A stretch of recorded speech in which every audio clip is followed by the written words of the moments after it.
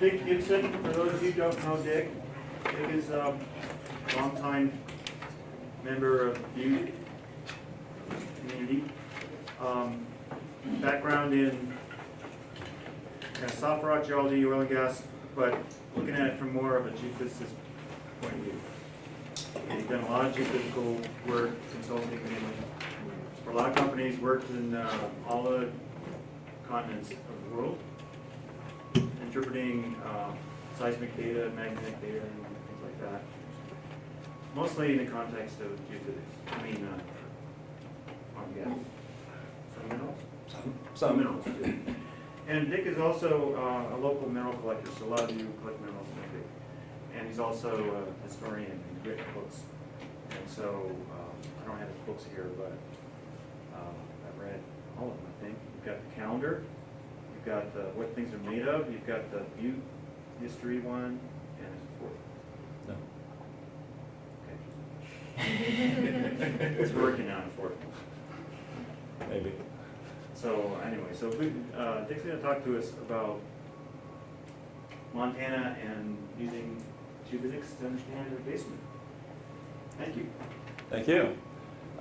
So I'm going to talk about this from the point of view of gravity and magnetic data because that's been my specialty in mostly oil exploration, but also mineral exploration and a few other things.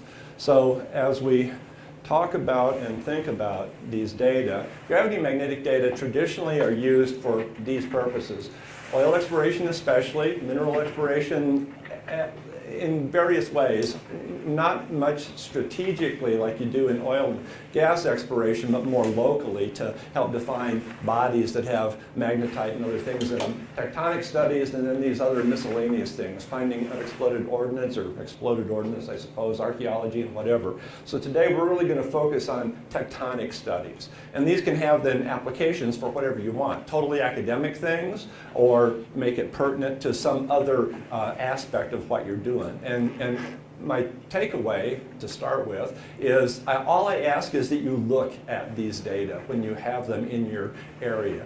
Half an hour, that's all it might take because you know your areas, you know what you're doing. Just see if there's something in there that might be pertinent, that might help you if your project has something to do or is informed by the context, the regional context, because these kind of data, I think, will have that kind of information in some cases. Look, see, then you can go away from it. And if you ever have any questions, of course, as long as I'm still alive here in Butte, I'd be happy to talk about things if you have those kind of problems with whatever your specific projects might be.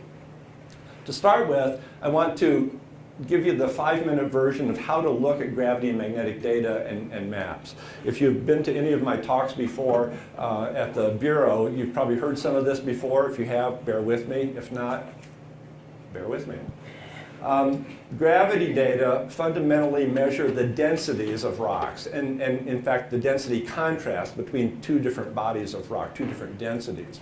They usually reflect the differences between lower density and higher density, makes gravity lows and gravity highs. This is kind of intuitive and kind of straightforward, but when uplifts might mean gravity highs because typically lower rocks, deeper rocks are denser than the shallower rocks, not always, but an uplift, say an anticline, would therefore make a gravity high because you have lifted up denser rocks from down at greater depth. Not always. And also you have to remember that everything in the gravity signature comes from all of the rocks, everything that there is, all the way down to the core, and including things like water and ice and even air. The density contrast between the East Ridge over there, that's east, right? East Ridge and the air is a huge density contrast. So things like the terrain, that contrast is a big deal. And in underwater areas, the bathymetry is also a big deal. So those are just things to keep in mind. And as it says here, all relative. Do I know how to get rid of this? No, you can move it. I don't know how to get rid of it. But now you're going to have now you're going to have to click it again in order to be able to do it. Just click the screen somewhere. All right. So if we have halite, halite has a very low density, around 2.1 grams per cubic centimeter. That contrast between that and, say, sandstone, that's mostly made of quartz but has pore space in it. Sandstone can be all over the map in terms of its rock density. It's not the same as quartz. It's typically going to be less. So you can have a contrast of maybe 0.4 of a gram per cubic centimeter. That's the same amount of contrast as you have between a sandstone and a dolomite. So it isn't fair to think of the density contrast as always, say, igneous rocks versus sedimentary rocks. It all goes down to the specific density of that rock and the core of what it has. And consider that you might be in an evaporite sequence where you have a whole lot of halite, right? What else do you get in evaporite sequences? You get anhydrite. Well, the density of anhydrite is pretty close to 3 grams per cubic centimeter. So in purely sedimentary rocks, including just evaporites, you can have a humongous big density contrast, the same kind of a contrast as you might have between shale and granite, or even greater than shale versus granite, all within sedimentary rocks. I'm saying all this just to warn you to not think of it as snap your fingers straightforward always. Always is a bad word in gravity and magnetic data. Always is a bad word in geology, I think, but we'll deal with it. So here are a couple of cartoons that show what I was just talking about. Here's an anticline, an uplift, in which deeper rocks that are typically, but not always, denser have been brought higher. That makes a nice symmetrical gravity high over that shape. But if that high is caused by a salt dome with a whole lot of low density stuff down here, then you're going to get the opposite expression. So again, just a warning and a way of thinking about things. Here's an example on a broader scale. That last one was pretty narrow. We're down here in the Gulf Coast. This is Louisiana and Mississippi. This is a basin, in fact, a salt basin. So a lot of low density material in there, sediment and salt, and yet it's a gravity high. Why is this? Well, here's the interpretation that this arch right here, the Wiggins Arch, is an extended neck of land. As the Gulf of Mexico was opening, it was pulling apart, didn't quite make it, didn't break here, did not become a rift. The rest of the Gulf of Mexico did, became oceanic crust and so on. And so the real contrast here is this deep one between very dense mantle and typical crust. The signature coming from the sedimentary section is just not that great compared to that signature. So an anomalous situation of a gravity high over a salt basin and a gravity low over a physical uplift. And this is on a scale of, I don't guess there's a scale on there, but this is probably like, 80 kilometers or something like that, where that previous little cartoon was on the scale of 2 kilometers, 3 kilometers, something like that. And here at a grander scale, and I sort of apologize, I'm going to be throwing all kinds of different displays and different formats at you. In part, that's letting you know that looking at things on different displays and different scales really shows you different things.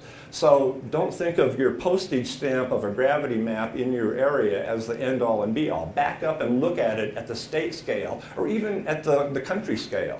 The different scales of looking can reveal different kinds of things. Now here on the whole United States in this gravity map, you immediately see blues, which are gravity lows. Why do we have gravity lows here where the Rocky Mountains are?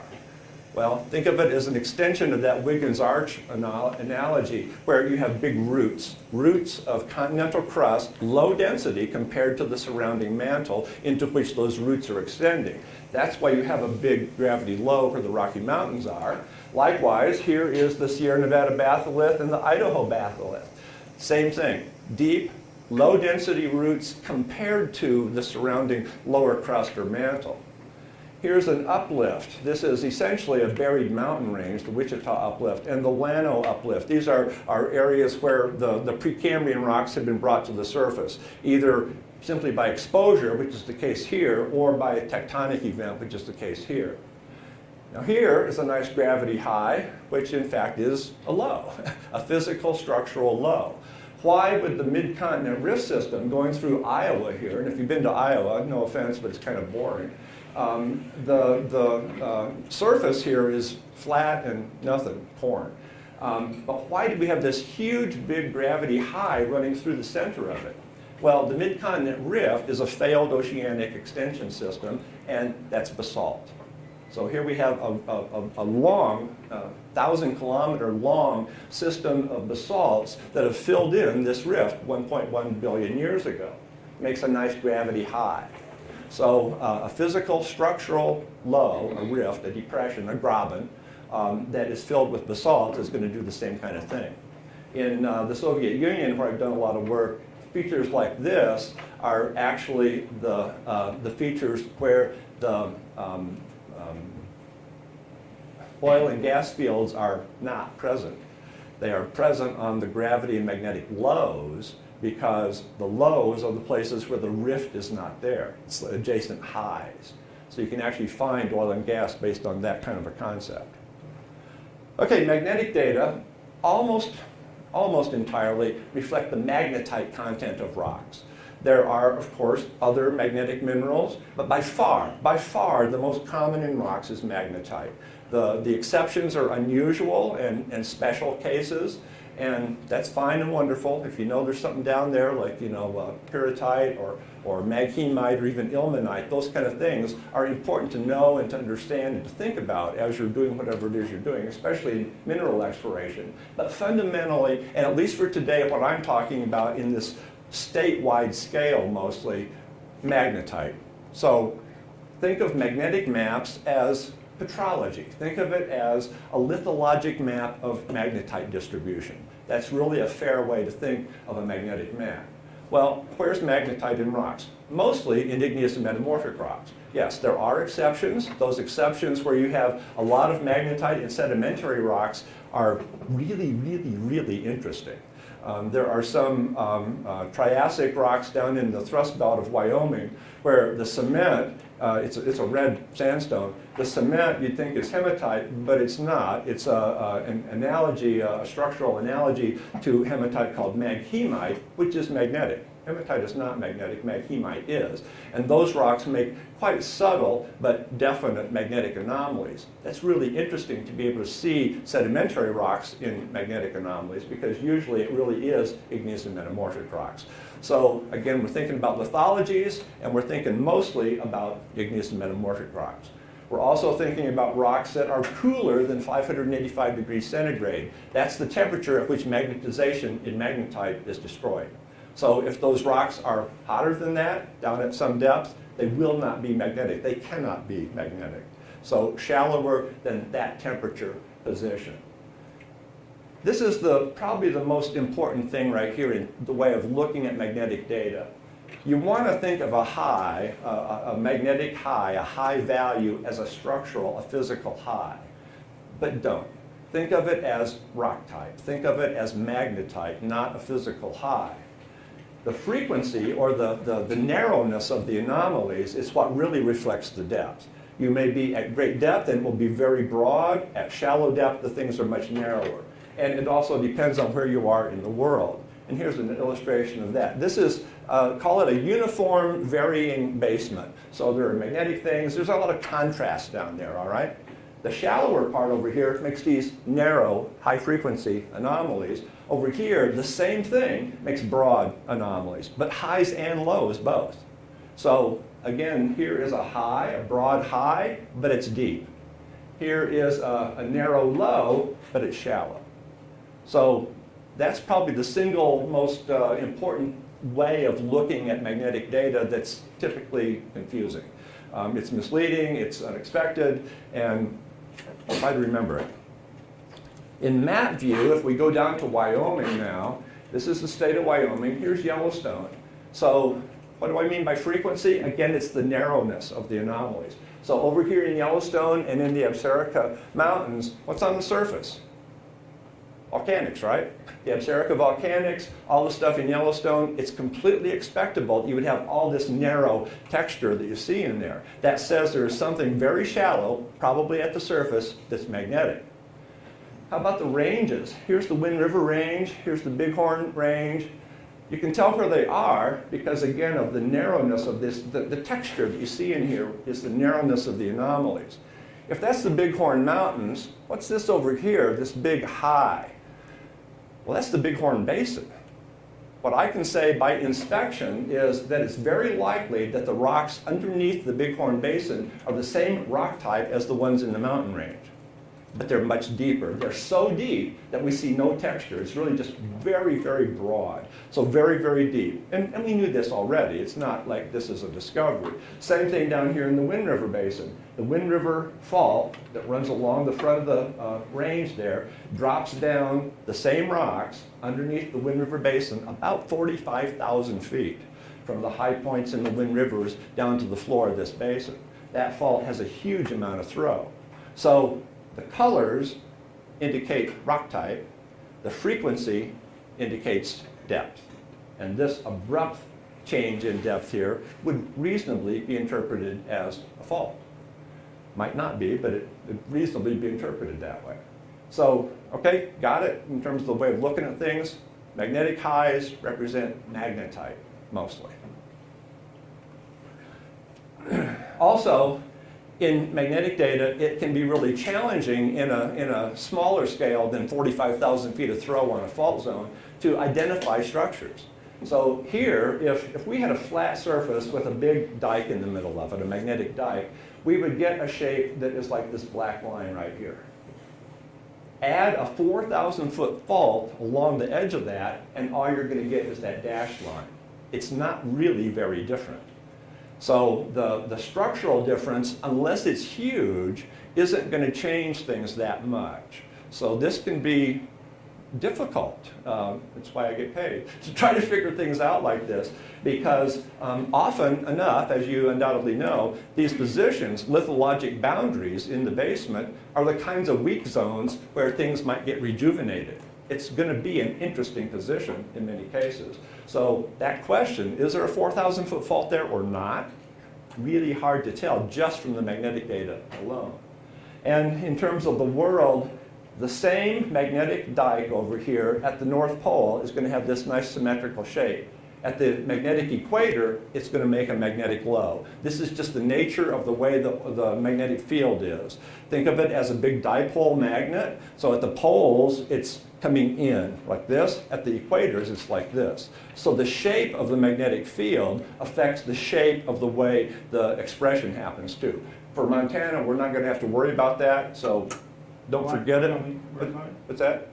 Why don't we? Because Montana is up about right here magnetically. We're at about, I think, 75 degrees of magnetic inclination, something like that. So it's pretty close to the pole. It's not at the pole, so the anomalies will not be purely symmetrical. They'll be a little bit lopsided like that, but a lot closer to the pole than to the equator. Okay, Montana. At this point in your class here and in your experience in Montana, I'm going to presume that you're familiar with most of the places that I'll be talking about. If I do say something geographically that is confusing or you want to know where that is, interrupt, all right? Just interrupt and wait, what do you mean by that? You know that down here in southwest Montana, these purple colors are mostly Archean and or Paleoproterozoic basement, crystalline Precambrian rocks. The Belt Basin is up there, the Boulder batholith, the Thrust Belt, and over there to the east, the Cedar Creek Anticline, which we'll talk about a bit more. And except for the intrusives out here in the scattered island mountain ranges, most of the eastern part of the state is, well, it's not Iowa, okay, but it's kind of flat and not nearly as interesting, shall we say, at least from my point of view. I admit I'm prejudiced. It's not as interesting as the western part of the state.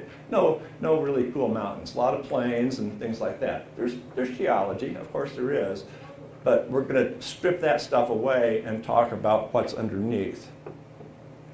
Okay, here's a gravity map. It's not Booger, it's Bugay gravity.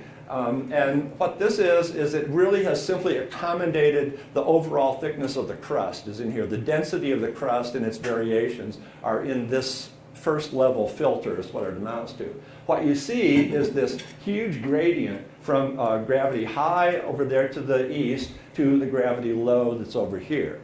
Well, you know what's over here. This is the Idaho batholith and the Boulder batholith right there. Remember what we said, that's really a crustal thickness change, is what it amounts to, and a contrast between those roots of the Boulder batholith, these batholiths, and the surrounding deep crust.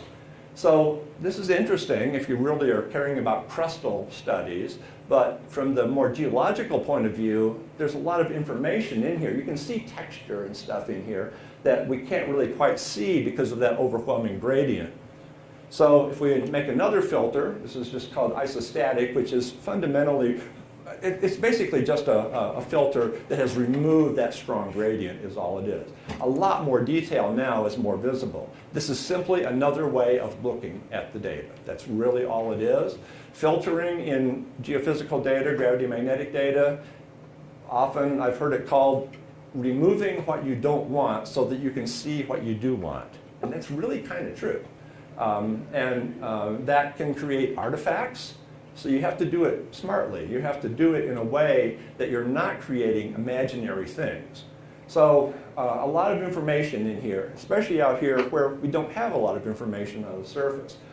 I'm mostly going to talk about the magnetic maps, though, in the rest of the talk. We'll come back to the gravity in a bit.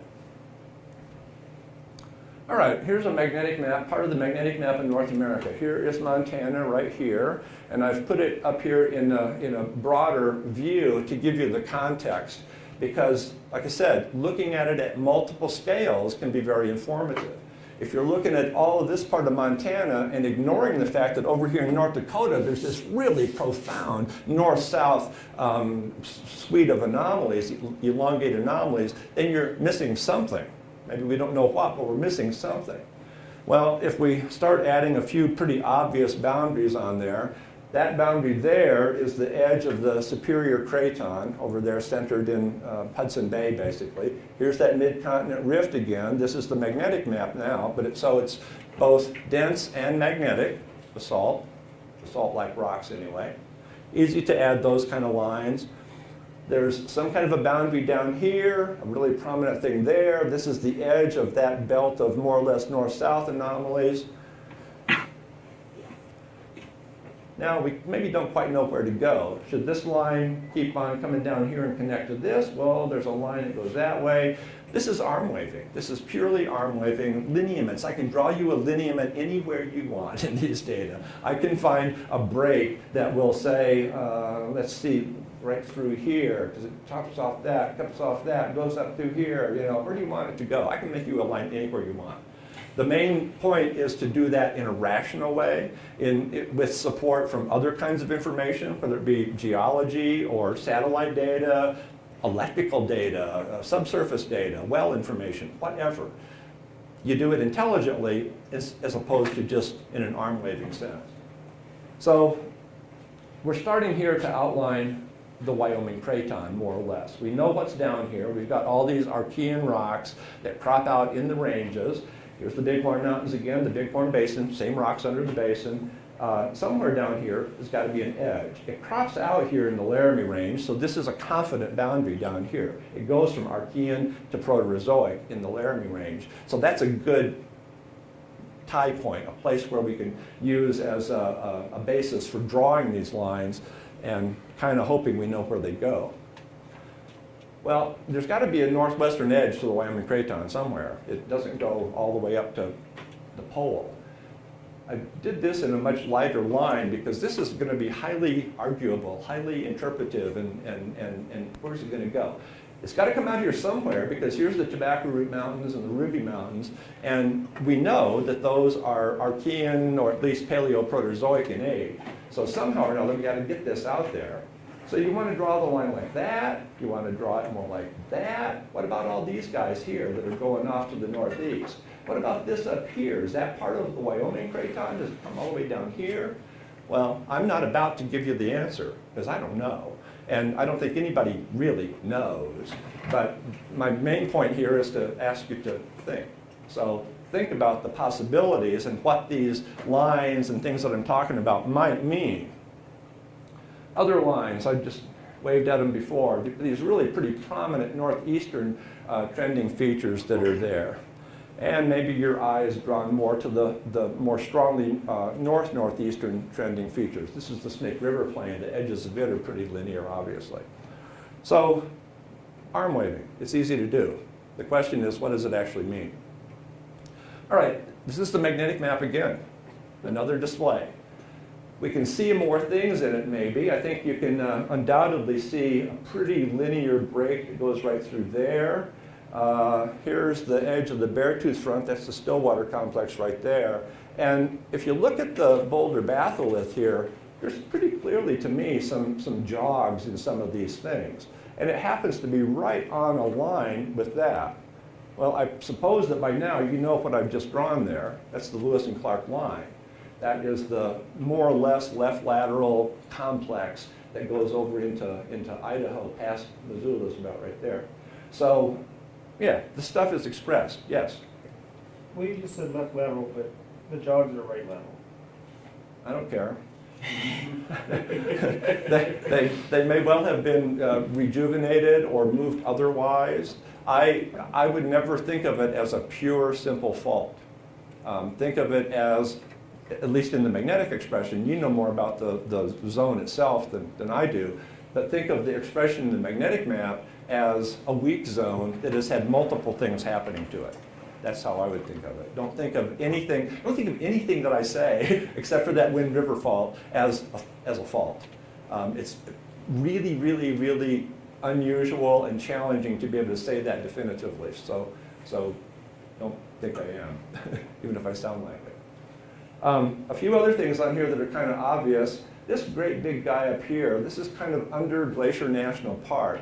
And this is actually one of the most intense magnetic anomalies in the United States. What is it? I have no idea. The size of it, the width of this big oval thing up there, says that its source must be about 25 or 30,000 feet down.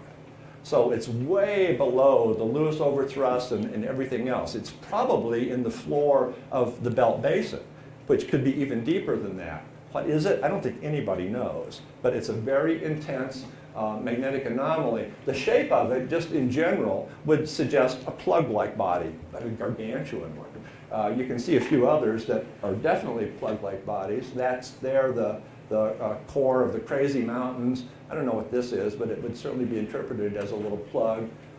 This is McCartney Mountain right there. So, How about that bright red one? That one? Yeah. That is the Phillipsburg batholith. This is the Pioneer batholith right here. I think that's the Pioneer. I got another map of it in a minute, all right? So there's that line I was waving. And here's this other one. It's a pretty clear break of some sort. You figure it out. I don't know what it is. Another display. This one's a shaded relief version of the magnetic data. And again, I show it just because it's another way of looking. You can change the angle of the sun angle on these kind of things to enhance different things.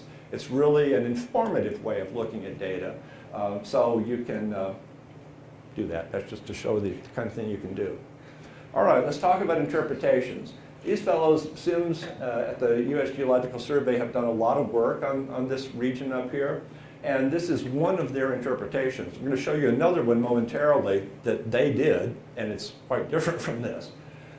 So it comes down to what I've already been waving my arms about, defining the edge of the Wyoming craton. Here, they have called this zone that goes through the tobacco roots there the Trans-Montana Fold and Thrust Belt. Well, others have called this whole northeastern trending feature, and I'm sure Chris must have mentioned this by now, the Great Falls Tectonic Zone. And you've already noticed, I assume, these elongate features that we can see in the magnetic map, and you know that they're in all kinds of other expressions too. The Great Falls Tectonic Zone, whatever it is well expressed. We know that it's there, we know that it's something. Well, what? That's the ultimate question. And I don't really think that there is a definitive answer yet. Plenty of arguments. I'd say that the two leading arguments, and Chris, correct me if I leave something significant out, is, as these guys have shown it, essentially a suture zone, a wide suture zone between the Mexican Hat terrain, not Mexican Hat, Medicine Hat terrain up here in Canada and Archean province and the Wyoming craton. That's what the Trans-Hudson origin is. There really isn't any doubt about that. That's the collision zone between the Wyoming craton and the Superior province. Absolutely, there can be no doubt about that. Well, is it the same thing over here or not? Well, it could be argued. Others have called this an intracontinental shear zone. It would have to be kind of oblique, and it's so wide, it's not like a San Andreas fault. It's much more complicated than that because it is so wide. Others have called it, well, here they are calling it a terrain, a block, an elongate block. So you could think of that as like a microcontinent caught up between the Medicine Hat terrain and the Wyoming craton. Think of it like Madagascar, caught between Africa when it collides again with Australia, something like that. Anything like that that would make it be complicated. Well, do you know anything better than those three explanations? Okay. This is their simplified version of that interpreted magnetic map now. And our country down in here is one of the more difficult to explain. And some of that, let's see, when I was growing up and learning Montana geology long ago, most of these rocks here in the Tobacco Roots and elsewhere were all called Archean. Even then, it was known that some of them had Paleoproterozoic dates in them and even younger dates. But fundamentally, I think people thought of it as Archean. Well, now the overprint and much more accurate and abundant dating says pretty clearly that a lot of this is significantly younger, well into Paleoproterozoic for a lot of the ages in here. So you're going to interpret this bit right here differently than you're going to interpret the Beartooths, which are 3 or 3.3 billion years without any noticeable overprinting, at least in much of it. So to explain all of this can be complicated. And I'm going to get to in a minute a little bit more about the Carmichael metamorphics, where some of you went on a field trip back in, I don't know when it was, you went. And the rocks in here are more or less, the protolith rocks are pretty much a politic assemblage. So sedimentary rocks originally with some complications. So some people have interpreted this as a craton marginal assemblage. Here's the craton, here's the margin. But it was old enough that it got caught up in the later metamorphic events. That's one interpretation anyway. All right, this is the same people, and if you remember, their trans-Montana origin before was over here. They have moved it quite a ways away, and they've got a couple of more of these collision belts in here. DSZ means Dillon shear zone, because Dillon is about right there. And I'm showing you this just to show you how easy it is for the same people with the same data to change their minds based on whatever other information they may have looked at, or inconsistencies, or somebody yelled at them and said, hey, no, I know that there's something over here and it won't work with that model. So this is definitely a work in progress still. Dave Foster at University of Florida, or is it Florida State? It's in some Florida school. He does a lot of work. Him and his students do a lot of work out here, and these two maps are from some of his work. And it really highlights that zone, the Great Falls Tectonic Zone. And I hope that you can see it now that we've taken away all that other stuff that was behind it, the magnetic data, on which it is largely based. But it shows you how wide the zone is compared to these other Archean terrains that are out there. And at least in these papers that they were writing, they're kind of equating it to the Trans-Hudson origin, which, like I said, is pretty clearly a collision between these two cratons here. They're about the same age, around 1.8 billion years there, and it's about the same age here. If you remember back on the magnetic map, there really isn't much doubt, though, that the Trans-Hudson truncates these features that are going that way. So they're about the same age, but they're not the same age. You know, what's 300 million years among friends, right? It's pretty easy to imagine the timing of things that would allow for the variability that we see. The Central Plains origin down here also truncates the Trans-Hudson origin. But look at the dates that we know about in here. They're really very comparable. So it seems like all of this was kind of going on about the same time. Well, that's not unreasonable. That's a pretty fair way to think of it, probably. So I show you these mostly just to give you the simplified view of it. I think this is a pretty popular way of thinking of it. I don't think Foster insists that this is any one thing. I think they more or less think of it as a suture zone between the continents, between the cratons, but I don't think he would insist on that either. I think there's enough unknown going on in there that we can still argue plenty about it. This is another look from Tekla Harms and the people at the Keck Consortium who have worked out here too. And in her little cartoon here, the green part of the Wyoming province is the Archean core, the part that's around 3 billion years old and unaffected by anything later. The pink out here has been affected by later tectonism, at least they interpret it that way. And especially here in southwest Montana, that's the zone that, in their case, they're going to call this, I think, the Big Sky orogeny is what they call it. People make up new names every time. Yeah, the Big Sky origin. And here is their conceptual cross-section for this zone here of the area from the highlands down to the Madison, pretty much. So, is that what it is? I don't know. That's kind of reasonable. It's not unreasonable at all, actually. Over here, you have these accreted terrains are essentially the Medicine Hat and maybe some things next to it. It's a lot easier in my mind to think of this kind of thing when it's a little narrower. The other ones that we saw show that as a pretty wide zone. It's really quite wide. How do you make that happen? I don't quite know. I'm sure it's not impossible, but you can do things. All right, I said we come back to gravity, and here we are. What I'm going to do now is do some flipping back and forth between the gravity map and the magnetic map. They're not exactly the same scale. Sorry about that. I'll try not to make you feel like you're at the optometrist's office, but if we switch from the gravity map to the magnetic map, they're almost in the same place, all right? Look at the magnetic map and that huge big anomaly up there that we were talking about. What's its gravity expression? Whoops, wrong way. What's its gravity expression? Not much. So what that says to me is it's magnetic, but it doesn't have a strong density contrast with the rocks that it's in. Well, okay, so what? Well, it's just another way of thinking about it. Let's look at this gravity anomaly over here. Here is a long linear density contrast between dense stuff and less dense stuff. Magnetically, it does have a magnetic expression between magnetic and less magnetic right there. And that is that same position, even if I didn't quite overlay it right. So what that says to me is we have a linear thing, which is magnetic and dense, next to something which is not as dense and not as magnetic. And there's a whole bunch of these that go through here that really are the geophysical definition of the Great Falls tectonic zone.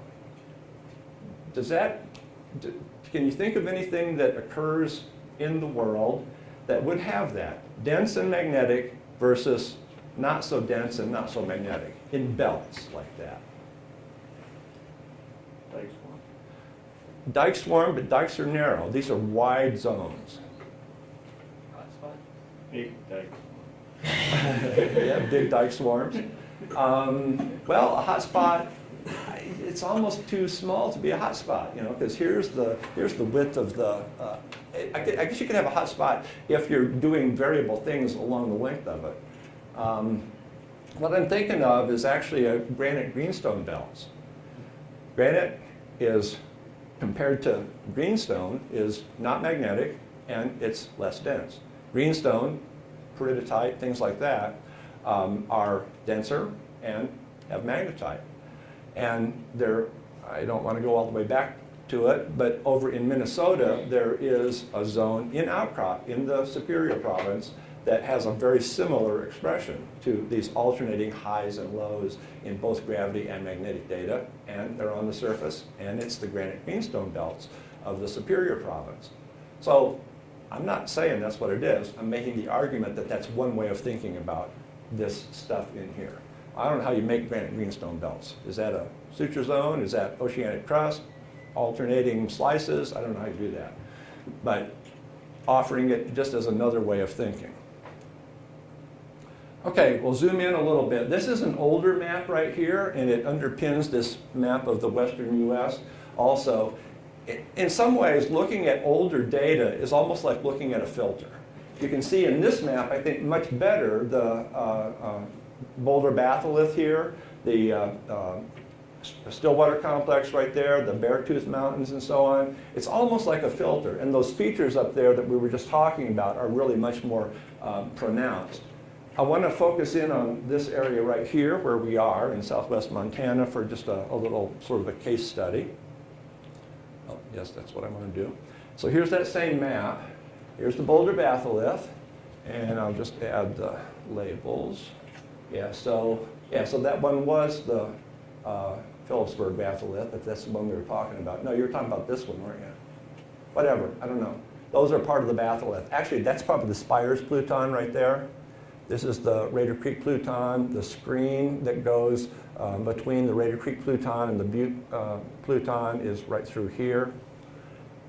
Phillipsburg, or Pioneer batholith, Cartney Mountain, Tobacco Roots, Crazy Mountains, Stillwater Complex. What I really want to talk about is this. This is not prominent, but it is clear that there is a long, linear, northeast trending, just like the rest of the Great Falls Tectonic Zone, boundary here between stuff that's magnetic and stuff that's not. Geographically, I'm sure you recognize where we are. The Ruby Mountains are in here, and the Blacktail Deer Mountains are right in there. So it's some kind of a prominent magnetic feature in there. Oh, okay, yes, that's what I'm talking about. All right, so this map, now we've gone, there's the index up there, but we're in the same area, just in black and white. The yellow line here is the highly generalized outline of Precambrian crystalline outcrop.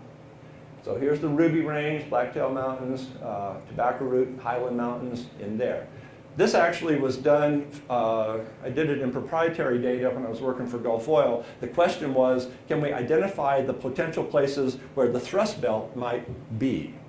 And if you look at the edge, this is the Dillon Block. If you look at the edge of the Dillon Block, there are these re-entrants in it. The McCartney Mountain salient, the big one up here, the Helena salient, and maybe some other subtle ones. Well, that was the goal, was to identify places where you might have thrust faults, because the thrust play for oil exploration was hot at that time. And so looking at this zone right down here, next to this edge of the Ruby Block, it's just not magnetic. Well, maybe it is, but it's far away, remember? There are two alternatives for this long gradient right here, this gradient right here.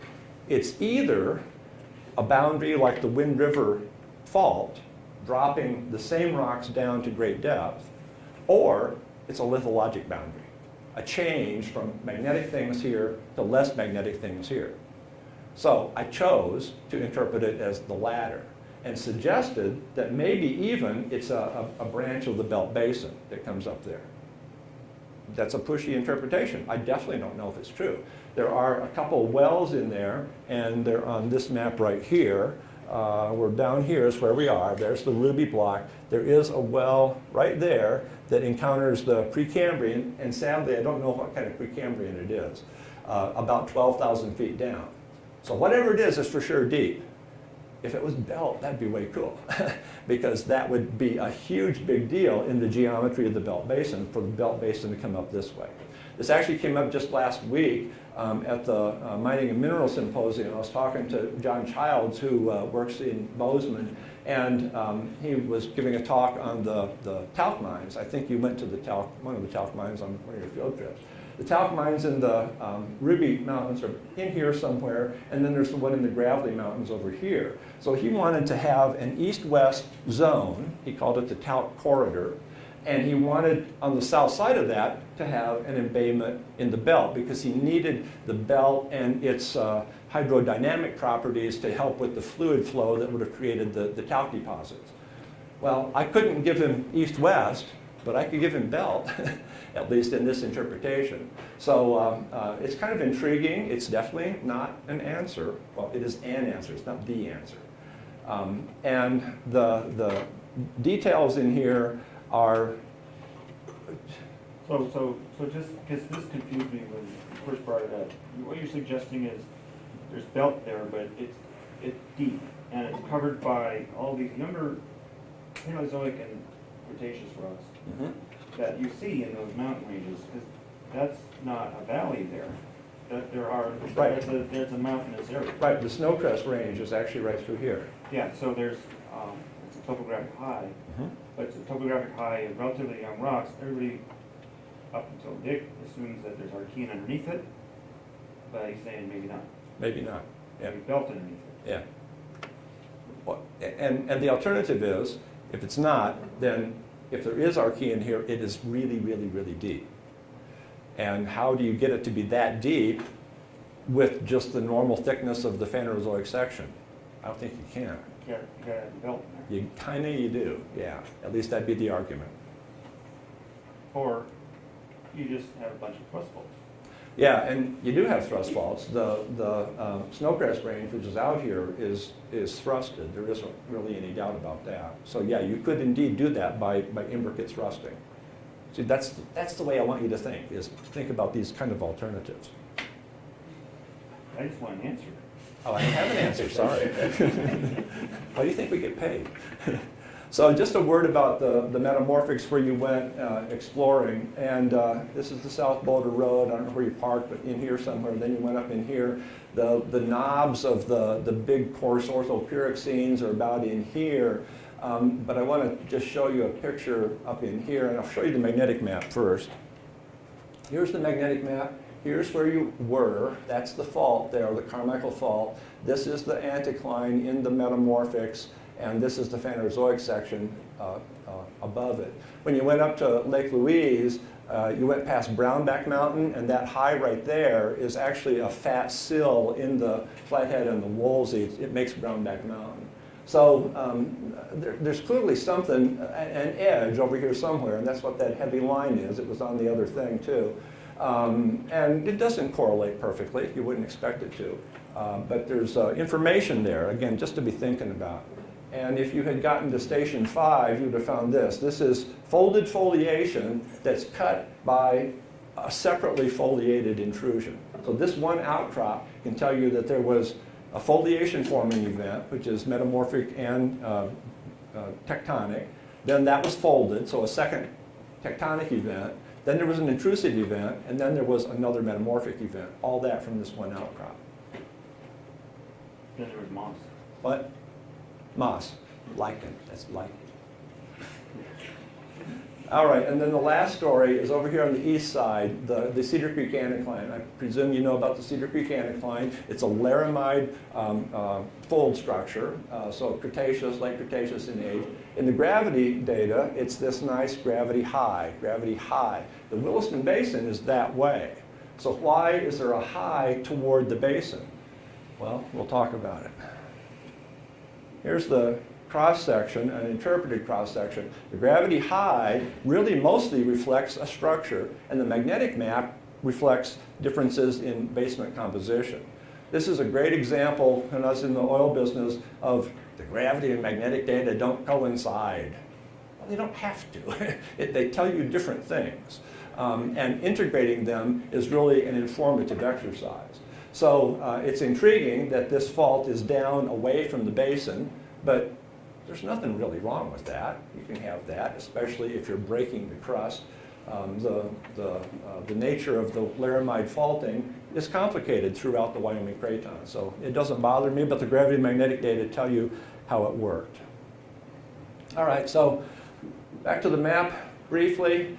I have been very arm-wavy here, and again, my point is to make you think and to encourage you to at least look at these data. Maybe not at the state level necessarily. I know most of your projects are pretty much smaller in scale, but think about it. There are plenty of things here that I have not talked about. I have not talked about the Lake Basin fault zone there, which is another left lateral zone, essentially part of the Lewis and Clark zone. There is a commensurate one up here a little ways, and the fourth one up there that you can see in the gravity magnetic data. All of eastern Montana has been undergoing left lateral shear. These are more or less Cretaceous, I think. So in that sort of time frame. So how's it breaking? I don't know. But again, interesting things. And the implications for mineral deposits over here in the more mineral-y area are, well, they're there too. So think about it. Also, I didn't say a word really about quantification. You can quantify these things. You can quantify depth estimates. You can make models of both gravity and magnetic data using other kinds of input so that you can hopefully pin it down more accurately than the arm waving that I had just done. So there's the summary, but this is what we were just talking about. Integrate it with other information that you have, that you're the best experts on, and just encouraging you to think about it a little bit, even if it's only a few minutes or a half an hour. Thanks.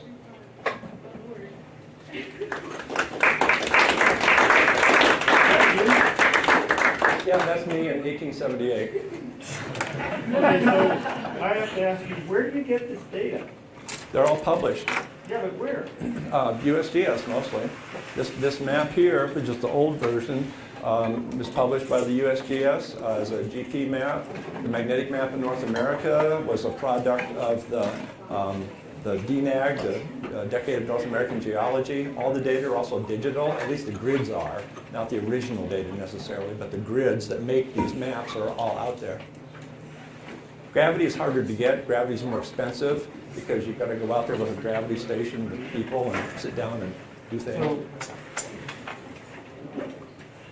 So in the Bureau, you can go to the state mapping project and it has a map of Montana and you can click on this and click on that.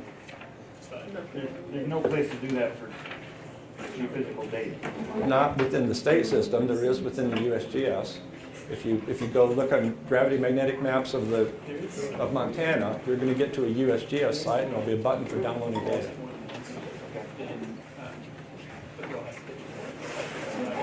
Okay, thanks. Well, let's give them. You're all welcome to stick around if you have